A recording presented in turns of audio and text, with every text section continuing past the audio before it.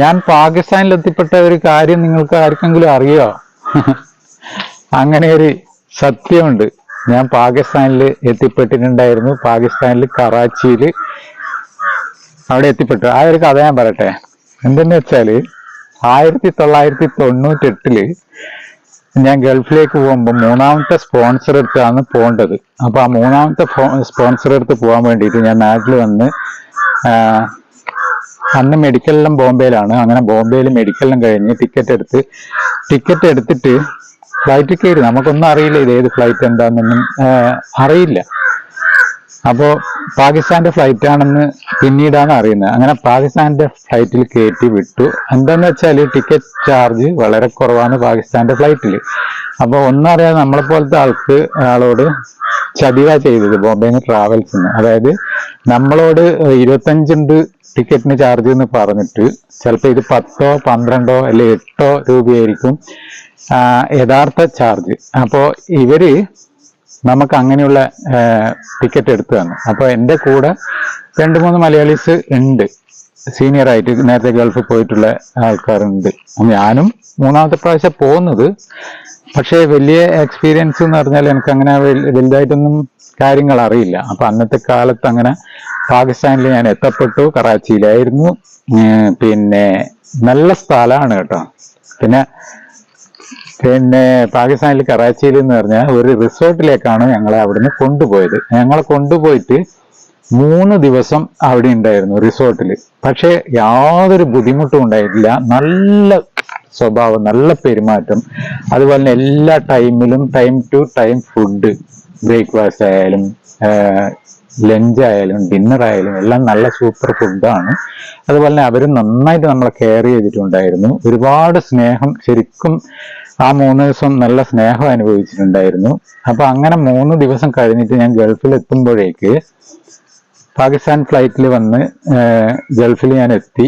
അപ്പോഴേക്കും എൻ്റെ നാട്ടിൽ ഭയങ്കര പ്രശ്നമായി. കാരണം അന്ന് എൻ്റെ കൂടെ ബോംബെയിൽ വന്നതും ബോംബെയിൽ നിന്ന് ഫ്ലൈറ്റ് കയറ്റി വിടാനും എൻ്റെ അനിയനും അതുപോലെ തന്നെ നമ്മുടെ ഫാമിലി ഫ്രണ്ട് അനൂപും കൂടിയിട്ടാണ് വന്നത്. അപ്പൊ അനൂപും കൂടി വന്ന് നമ്മുടെ എയർപോർട്ടിലേക്ക് കയറി. അവിടുന്ന് ഫ്ലൈറ്റ് കയറി എന്ന് അവർക്കറിയാം. അപ്പോൾ സൗദിയിലും എത്തിയില്ല, അതേപോലെ തന്നെ നാട്ടിലും എത്തിയില്ല. അപ്പോൾ ഇവര് നാട്ടിൽ നിന്ന് ഭയങ്കര പ്രശ്നങ്ങളാണ്. അതുപോലെ തന്നെ സൗദിയിലും ഭയങ്കര പ്രശ്നം. എൻ്റെ ഒരു ചങ്ങായിയാണ്, എൻ്റെ മെയിൻ ചങ്ങായിയാണ് എനിക്ക് ഈ വിസയും കൂടി എടുത്തു തന്നതും കൊണ്ടുപോയതും. അപ്പോൾ ഞാൻ അവിടെ എത്തുമ്പോഴേക്ക് എൻ്റെ ഒരു ചങ്ങായി, ആളെ പേര് റസാഖാണ്, കാസർഗോഡ് ചെറുവത്തൂരാണ് ആള്.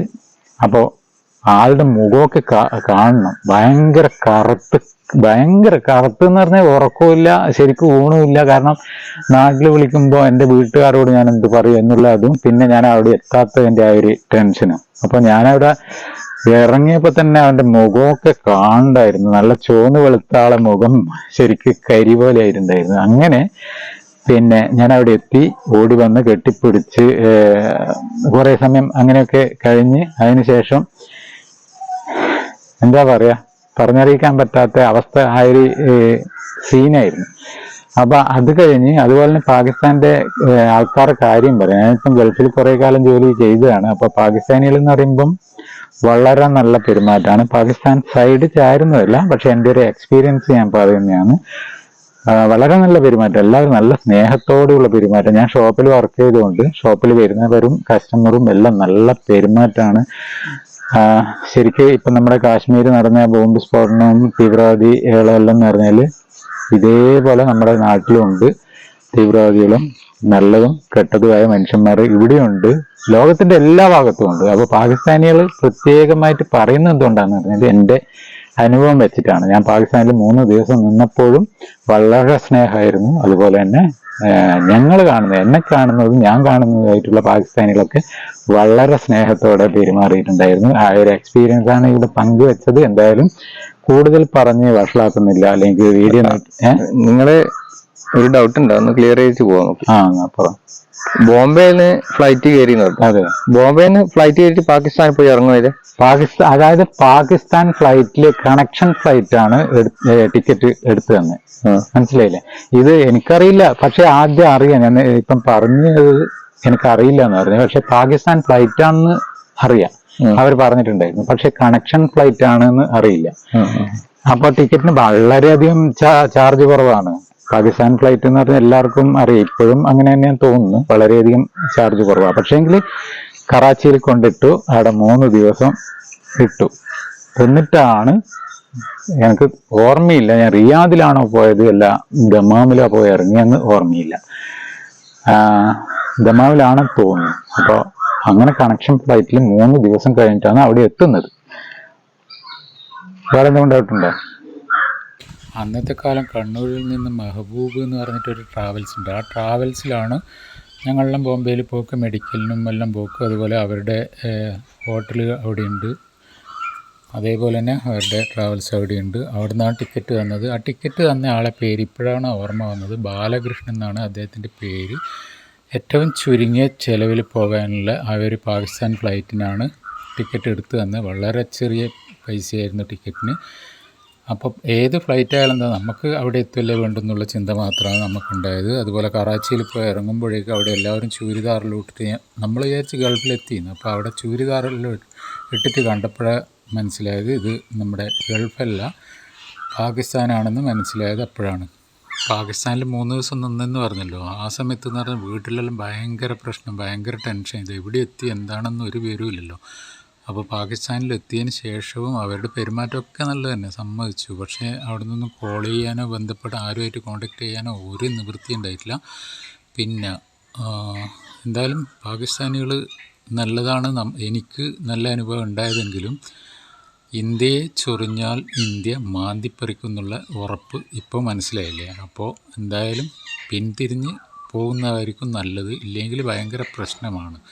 യാതൊരു പ്രകോപനവും ഇല്ലാതെ കാശ്മീരിൽ പോയ ടൂറിസ്റ്റുകളെ വളരെ പാവപ്പെട്ട, അവരൊന്നും അറിയാത്തവർ എല്ലാവരും ഉപദ്രവിക്കുന്നത് ഇപ്പോൾ വളരെ പാവപ്പെട്ടവരെയാണ്. അപ്പോൾ അങ്ങനെയുള്ള വളരെ പാവപ്പെട്ടവരെ വെടിവെച്ച് കൊന്നു കഴിഞ്ഞാൽ ഇന്ത്യ വെറുതെ ഇരിക്കുമെന്ന് തോന്നുന്നുണ്ടോ? അപ്പോൾ ഇതെല്ലാം മതിയാക്കിയിട്ട് പിന്തിരിയുന്നതായിരിക്കും നല്ലത്. കുറേ വർഷമായില്ലേ, എന്താണ് ഇതിനെക്കൊണ്ട് നേടിയത്? അപ്പോൾ നല്ലത് ചെയ്താൽ നല്ലത് തന്നെ പറയും. പിന്നെ ഈ തീവ്രവാദം ഒരിക്കലും സപ്പോർട്ട് ചെയ്യില്ല. പിന്നെ എനിക്കാണെങ്കിൽ ജാതി, മതം, രാഷ്ട്രീയം ഇതൊന്നും ഇല്ലാത്തൊരു വ്യക്തിയാണ് ഞാൻ. അപ്പോൾ ഇനി അങ്ങനെ യുദ്ധമോ അല്ലെങ്കിൽ കൊലപാതകമോ അല്ലെങ്കിൽ വെടിവെപ്പോ ഒന്നും ഇല്ലാതിരിക്കട്ടെ എന്ന് ആത്മാർത്ഥമായിട്ട് വിചാരിക്കുന്നു, ആഗ്രഹിക്കുന്നു. പിന്നെ പാകിസ്ഥാനികളെ കുറിച്ച് നിങ്ങൾ പറഞ്ഞപ്പോൾ എനിക്കും ഒരു അനുഭവം പങ്കുവെക്കാൻ. എനിക്ക് നേരിട്ടുണ്ടായ ഒരു അനുഭവം കേട്ടോ. എന്റെ നേരിട്ടുണ്ടായതോ? അല്ല, എനക്കും നേരിട്ട് ഞാൻ പറഞ്ഞു കേട്ട അറിവല്ലാന്ന് പറയും. ഞാൻ ഗൾഫില് സെയിൽസിലായിരുന്നു വർക്ക് ചെയ്തോണ്ടിരുന്നത്. അതുകൂടാതെ എനിക്കൊരു കാർ ഉണ്ടായിരുന്നു. ആ കാർ ഓടിച്ച് ഒരു ദിവസം ഇങ്ങനെ പോയിക്കൊണ്ടിരിക്കലാണ്. അവിടുത്തെ റോഡിനെ പറ്റി അറിയാലോ. അതെ. പിന്നെ സൈഡിലൊന്നും നിർത്താനും ചിലപ്പോൾ സ്ഥലമൊന്നും ഉണ്ടാവില്ല, നിർത്താനും പാടില്ല. അങ്ങനെ ചീറിപ്പാഞ്ഞ് പോവുകയും ചെയ്യാം വണ്ടികള്. ഞാനിങ്ങനെ പോയിക്കൊണ്ടിരിക്കുമ്പോൾ എന്റെ വണ്ടി ഹീറ്റായി. ടൗണില? മെയിൻ ഹൈവേ ആണ്. അപ്പൊ എനിക്ക് നിർത്താണ്ടിരിക്കാൻ പറ്റില്ല. നമ്മളെ വണ്ടി പിന്നെ ഹീറ്റായി എന്ന് പറഞ്ഞിട്ട് നിർത്താം. അതെ. അപ്പൊ ഞാൻ ഹീറ്റായ പാട് സൈഡാക്കി നിർത്താം. അത്യാവശ്യം വണ്ടികൾ നിർത്താം. പക്ഷെ എന്നാന്ന് പോലീസ് വന്നിട്ട് ചോദിക്കുമ്പോ ചിലപ്പോ കാരണമൊന്നും ഇല്ലാണ്ട് വെറുതെ നിർത്തിയാൽ ചിലപ്പോൾ ഫൈൻ കിട്ടാൻ സാധ്യതയുണ്ട്. ഞാൻ നിർത്തി. കുറച്ച് കഴിയുമ്പോൾ ഒരു പാകിസ്ഥാനി ഇങ്ങനെ ഒരു വണ്ടി എടുത്ത് വരുന്നുണ്ട്. അയാൾ എന്റെ വേക്കിൽ നിർത്തി. പാകിസ്ഥാനിയാണെന്ന് അറിയില്ലേ. ഒരു വണ്ടി നിർത്തി. അയാൾ ഇറങ്ങി വന്നിട്ട് എന്നോട് ചോദിച്ചു എന്നാ പറ്റിയാണ്. ഞാൻ പറഞ്ഞു ഇങ്ങനെ ഹീറ്റായിട്ട് നിർത്തിയാന്ന്. അയാളെപ്പോൾ ബോണ്ട് ഓപ്പൺ ആക്കും. ബോണ്ട് തുറന്ന് അയാൾ തന്നെ ആ പിന്നെ റേഡിയേറ്റർ ഹീറ്റ് ആയാലുള്ള അവസ്ഥ വണ്ടി ഓടിക്കുന്നവർക്ക് പറഞ്ഞാൽ അറിയായിരിക്കും. ആ സമയത്ത് നമ്മളൊന്നും തുറക്കാൻ നിൽക്കൂല. കുറച്ച് സമയം ഒന്ന് തണുത്തിട്ട് തുറക്കാൻ നിൽക്കും. അല്ല ചിലപ്പോൾ തെറിക്കാൻ, ചൂടുവെള്ളം പൊള്ളാനൊക്കെ സാധ്യതയുണ്ട്. ഇയാളൊരു തുണിയുണ്ടോന്ന് ചോദിച്ച് തുണിയെല്ലാം മേടിച്ച് തുറന്ന് എന്നോട് വെള്ളം ഒറ്റില്ലാണ്ട് കുപ്പി ഉണ്ടാ കൊണ്ടുവന്നിട്ട് അയാൾ കുറെ അങ്ങ് നടന്നു പോയി. അതിന്റെ അടുത്തൊന്നും വെള്ളം എടുക്കാൻ സാധ്യമില്ല, പൈപ്പൊന്നുമില്ല. നടന്നു പോയിട്ട് ഇയാൾ വെള്ളം എടുത്തുകൊണ്ടുവന്ന് എന്റെ വണ്ടിയിൽ ഒഴിച്ച് തന്ന് എന്നിട്ട് വേറെ എന്തെങ്കിലും ലീക്ക് അടി ഉണ്ടോന്ന് നോക്കി. അയാൾ പറഞ്ഞ് ലീക്കൊന്നും കാണുന്നില്ല, കിടന്നിട്ടില്ല നോക്കിയത് അടിയിൽ. എന്നിട്ട് പറഞ്ഞ് വേഗം വർക്ക്ഷോപ്പ് കൊണ്ടുപോകണം, എന്നിട്ട് വണ്ടി അധികം ഓടിക്കണ്ട, വർക്ക്ഷോപ്പിലേക്ക് പോയിട്ട് ചെക്ക് ചെയ്ത് നോക്കിയിട്ട് ഓടിച്ചാൽ അതിനെ പറഞ്ഞിട്ട് വിട്ട്. നമ്മളാണെങ്കിൽ നേരെ പോകുമ്പോ ഒരു ഭാഗത്ത് ഇതുപോലെ വണ്ടി കിടക്കുന്ന കണ്ടിട്ട് തല ഓപ്പോസിറ്റ് സൈഡ് തിരിച്ചിട്ട് എടുത്തിട്ട് പോയി. അതായത് നമ്മളെ മലയാളീസ് അല്ലേ എല്ലാരും. നമ്മള് അങ്ങനെയുള്ള കുറെ ആൾക്കാരുണ്ട്. എന്തായാലും തീവ്രവാദം നമ്മൾ ഒരിക്കലും സപ്പോർട്ട് ചെയ്യുന്നതല്ല. തീവ്രവാദം ഇനിയും ഇല്ലാതിരിക്കട്ടെ എന്ന് പറയാനേ പറ്റും. അപ്പോ അടുത്തൊരു നല്ലൊരു വീഡിയോ ആയിട്ട് വീണ്ടും വരുന്നവരേക്കും എല്ലാവർക്കും നല്ലത് വരട്ടെ എന്ന് ആത്മാർത്ഥമായിട്ട് ആശംസിക്കുന്നു. അപ്പോൾ അടുത്ത വീഡിയോയിൽ കാണാം.